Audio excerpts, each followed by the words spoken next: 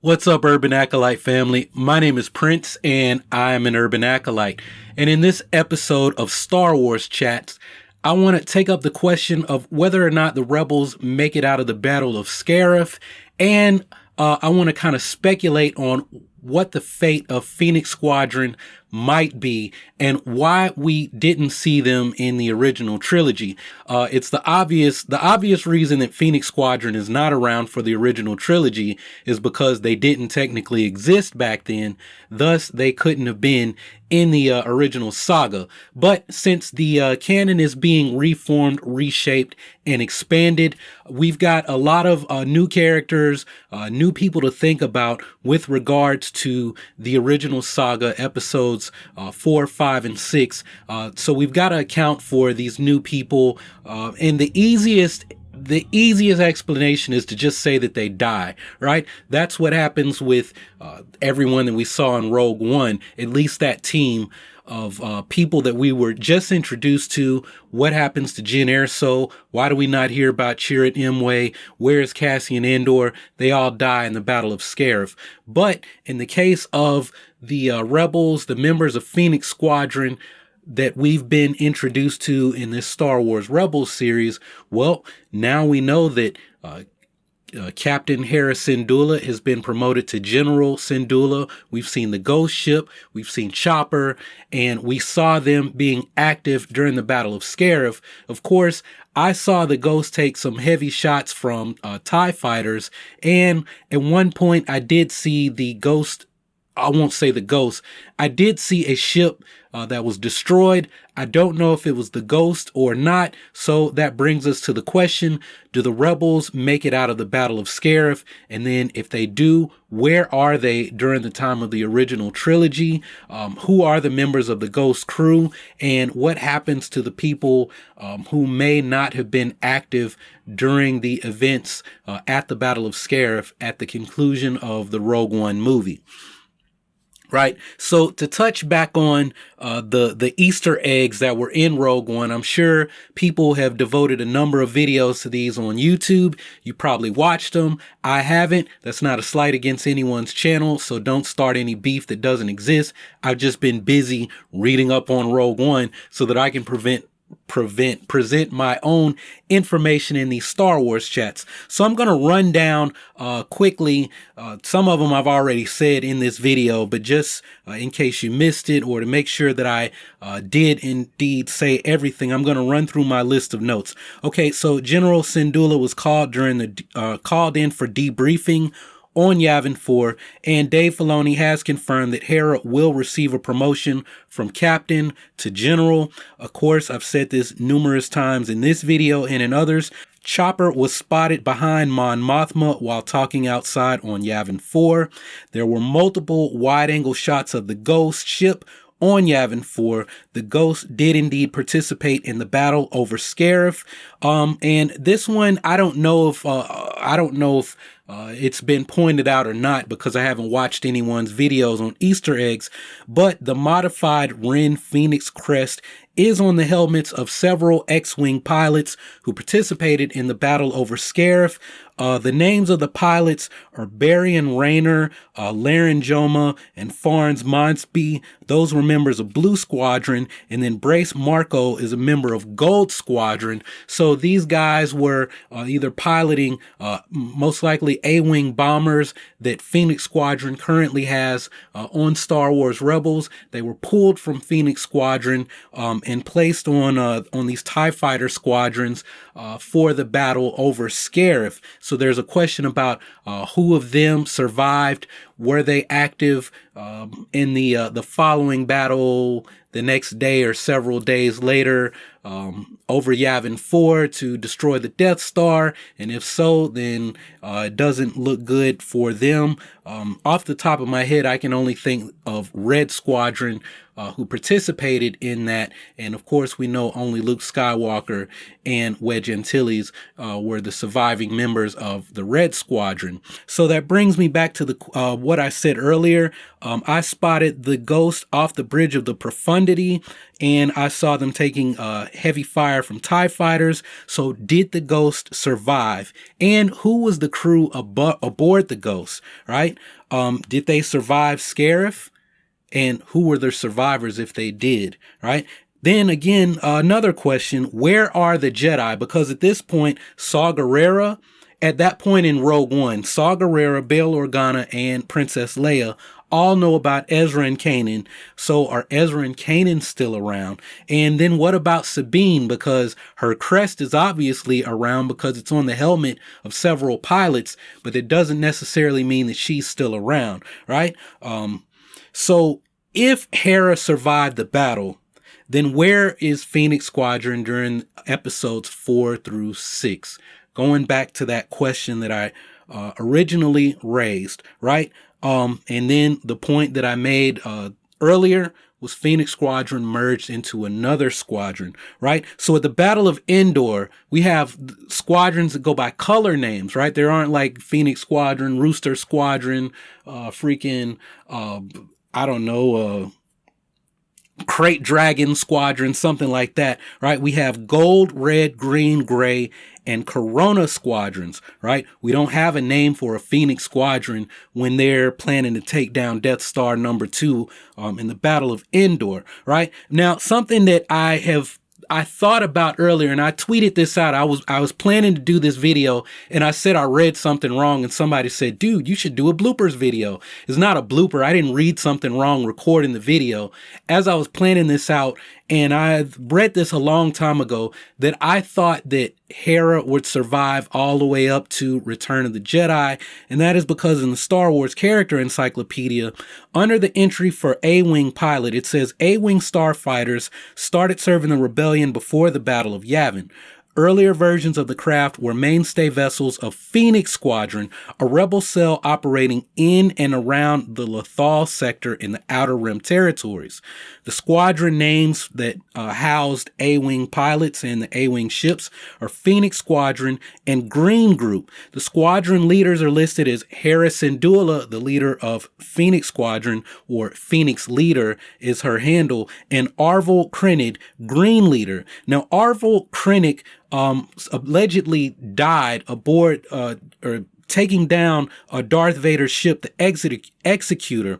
And Shara Bay, Poe Dameron's mother, was a member of Green Squadron, so Shara flew, she was an A-Wing pilot, right? Arvel Krennic may have perished destroying the Executor during the Battle of Endor, as I previously stated. Now, it would be interesting that Shara Bay is an A-Wing pilot, because that totally presents the possibility, the opportunity that maybe she started out on Phoenix Squadron, got moved to Green Squadron, or what if Phoenix Squadron becomes Green Squadron later, right? And maybe as Hera receives her promotion, she's no longer, she's not Green Leader. She's not out flying an A-Wing bomber or A-Wing starfighter with everyone else because of her importance to the rebellion, right? She's still a pilot, but maybe she's flying the Ghost, which means she could totally be out there flying with Lando in the Millennium Falcon. Of course, Lando's flying with a X-Wing fighter. He was flying with the guy, I can't think of his name off the top of my head, but he's in The Force Awakens. It's Greg Gunberg. I say Matt from Heroes. What is that guy's name? He's Snap Wexley. He's flying with Nora Wexley. Nora Wexley is like his wingman.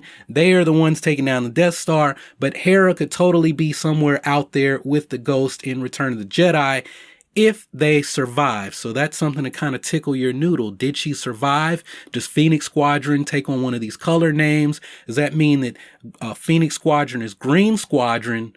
And could Shara Bay make a cameo later in Star Wars Rebels as the Rebel Alliance begins to take shape? Because we're 2 years out from the events in Rogue One. We're at the point where Mon Mothma is about to leave Chandrila. She's about to leave the Galactic Senate because she has been outed as one of these rebel conspirators, one of these people that is active in building this rebel alliance, and she has become the most wanted person in the galaxy, right? So something to tickle your noodle. Now, as far as me talking about members of the Ghost Crew being active but not being seen during the movies, it's totally possible. Think about it now. We had Wedge Antilles, and Wedge Antilles makes his debut on Star Wars Rebels, right? Now, Wedge Antilles, we see him at Yavin, right? In A New Hope. Then we see him in The Empire Strikes Back on Hoth, and we see him on Endor.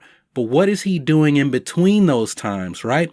And this novel, a book, right? This is the importance of canon. You've got these different medium that can tell this give you the bigger picture of the story. So you don't have to watch Star Wars Rebels. You don't have to read the books or the comic books. You can watch the movie and totally be entertained and feel like you understand what's going on. But the movie can only cover what the movie is going to cover. There's going to be gaps in what we know. There are other people who may only have small parts in the movie, but have a bigger part in the rebellion, right? In this galactic civil war. Wedge Antilles is in Lost Stars. He's in the Aftermath series. And this Lost Stars book fills in some of the blanks about what Wedge Antilles is doing in between A New Hope, Empire Strikes Back, and episode 6, right? Lost Stars gives us information on missions going on in other parts of the galaxy where the Skywalkers are not, because these saga films focus on the Skywalkers.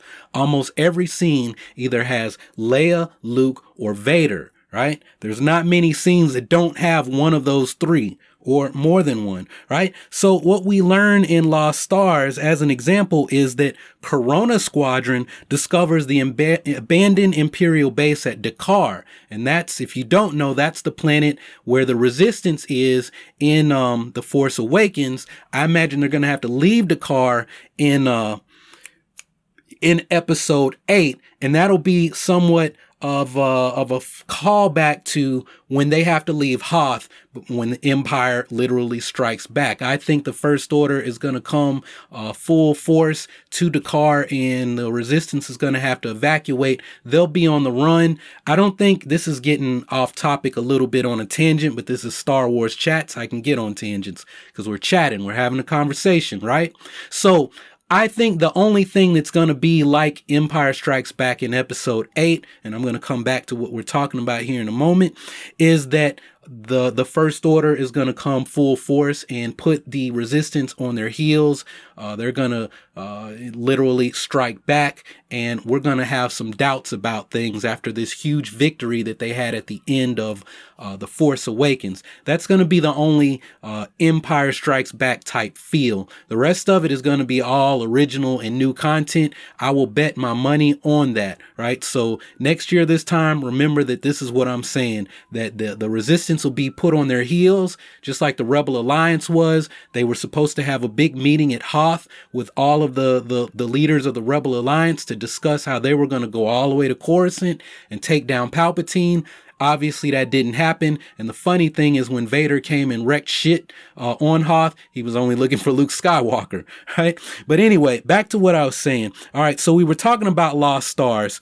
And Lost Stars, if you haven't read, and if you don't know, it's a great book. You should totally read it or get the audio version on Audible. I totally should have put in a plug for my Audible affiliate link, but I won't do that this time around. Next time I will. Or if you guys really want to get Audible and give me some credit, let me know and I'll give you my link later. But anyway, so this book, Lost Stars, deals with Thane Kyrell and Sienna Ree, and it gives their perspective and fills in some of the blanks about Wedge Antilles, the Death Star, Hoth. It talks about Hoth, and we get to learn something about Luke Skywalker's wingman or his gunner and his snow speeder, what's his name, Dak Ralter or something like that. I can't think of his name off the top of my head, but that sounds close enough. And this kid idolized Luke Skywalker, and then what happens? He takes a blaster bolt to the dome, and that is it for you. Then he gets stomped by an AT-AT Walker, because I refuse to say AT-AT. Chris Perillo. Chris is my homeboy. Anyway, so maybe the Rebel crew, the members of Phoenix Squadron, are participating in other missions during the original saga, right? And we've got these project code names that were teased in Rogue One. We got Stellar Sphere, Mark Omega, Pax Aurora, War Mantle, Cluster Prism, Black Saber. I think that some of these projects could account for where the rebels are. Maybe they are participating in some of these projects as far as taking them down.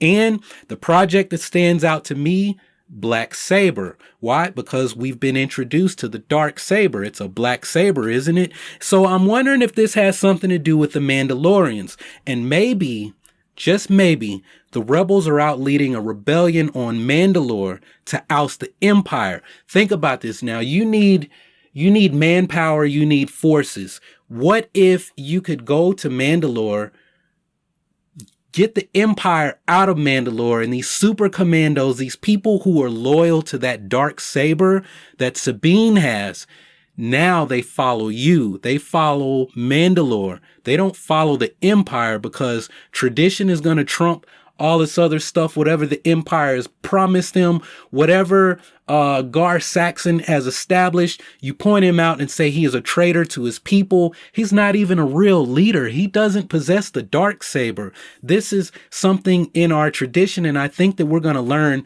what the real importance is of the dark saber this season on Rebels, and I think it's going to be an important component as we move forward, right? If the Rebels, there's the budding Rebel Alliance, but I think that what we can do with Rebels, with Star Wars Rebels, the series, is introduce a new conflict that's going on at the same time as the original saga. And if you think about the fact that we don't hear anything about Mandalorians or Mandalore, right, then it can totally account for where these people are during this time, because you think about, did you ever think about what's going on in Mandalore, what's going on in other parts of the galaxy besides what we're seeing right here?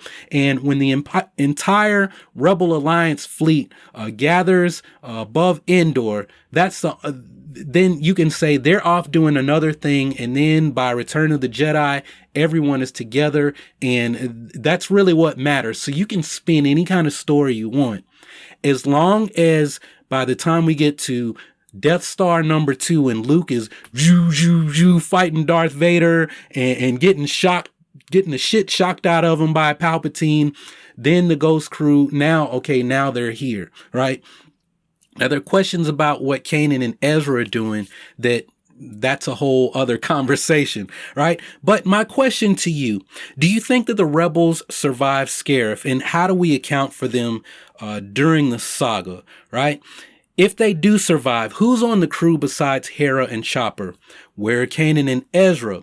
And what about Sabine and Zeb? Now, like I said, I think that there could be this conflict on Mandalore, and I think that could account for Sabine, possibly Ezra, right? And that's kind of getting more into a speculation that I have about the Mandalorian picture in Grand Admiral Thrawn's study, and possibly some kind of connection between Ezra, Sabine, and maybe the Knights of Ren. But I don't want to talk about that here because this video is getting long enough. But I am going to tease this. Me and my homeboy, or actually I guess the grammatically correct statement of me and my homeboy would be my homeboy, Geekdom 101, and I had a conversation about this topic. And I did say more about that thing going on Mandalore. I was a little bit more forthcoming with what I think and what I'm speculating.